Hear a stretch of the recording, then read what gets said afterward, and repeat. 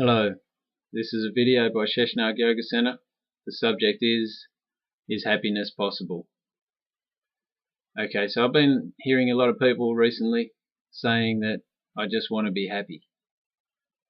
To me, I don't think it's possible, and I'll give you the reasons why. So the way I see it is that you are an entity incarnate in the human vehicle. The human vehicle is a physical vehicle, and it functions predominantly in a three-dimensional reality based on an experience of relativity, or what you would call duality. So in the term of duality, or in the sense of duality, I mean everything that you experience is a part of a spectrum that is opposing yet complementary in manner. So say for example you have what you perceive as good and bad. They're all a part of the same thing. One's just the extreme of one end and one's the extreme of the other end. You have hot and cold, you have solar and lunar cycles, you have day and night. Everything that you experience as a physical being in a waking state is in the dimension of duality, or in context of duality. So dualistic experience. You as a person develop according to your own interpretation of things what is a value and belief system. That value and belief system is to do with all experiences and what you hold to be true in regard to these experiences. Of course, it's not actually accurate. It's your interpretation of things and your own truth. So the reality of that is what's bad for you can be good for something else.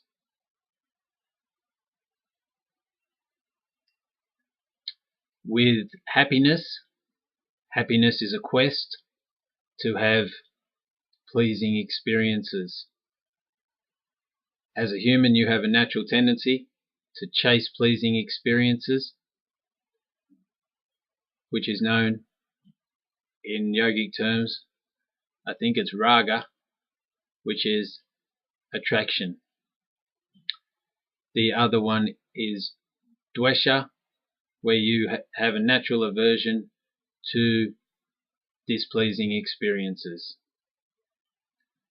This is all an unconscious thing for most people, as we tend to really embrace that which pleases us and avoid at all cost anything displeasing.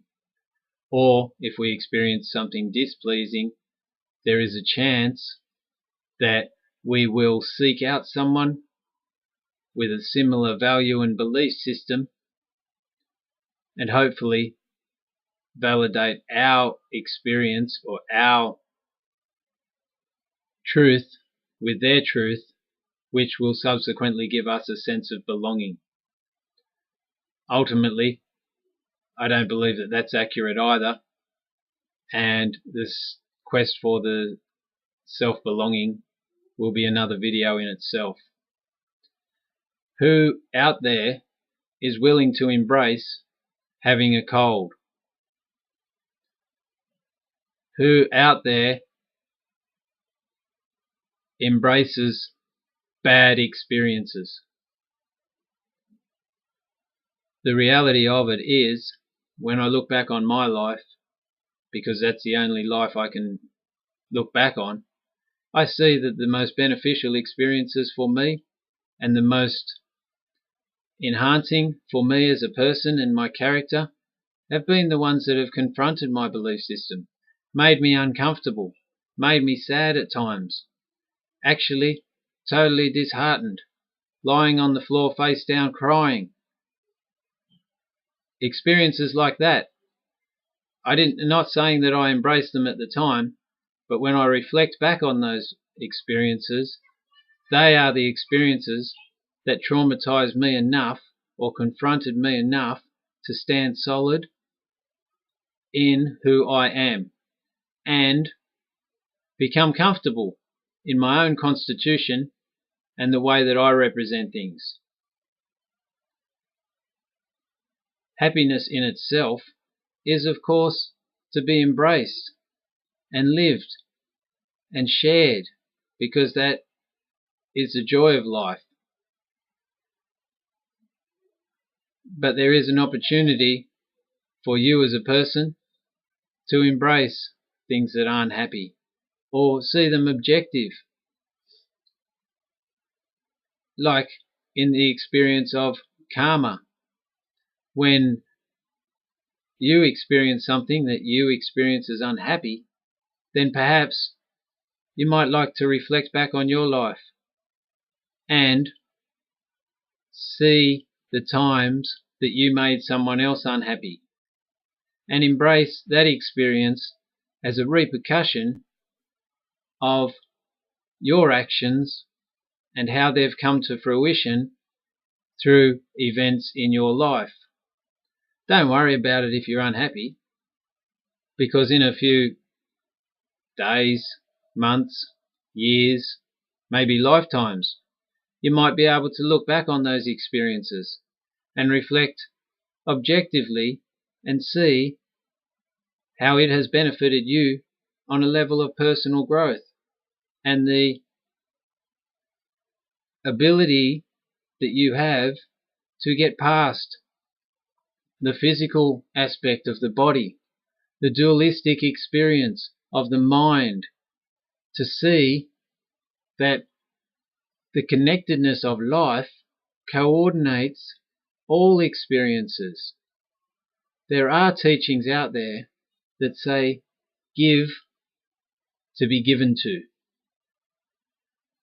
So, if you want the best out of life and you want to be truly happy, I suggest maybe be objective.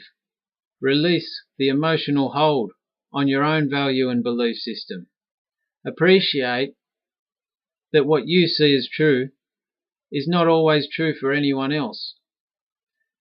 It could be, and there's a big chance that you have developed a group of friends that embody a very similar belief system.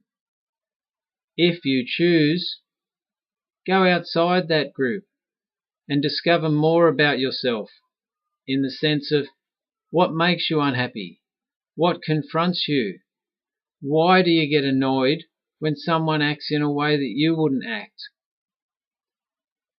Try to embrace life and the unified reality that all things happen for a reason.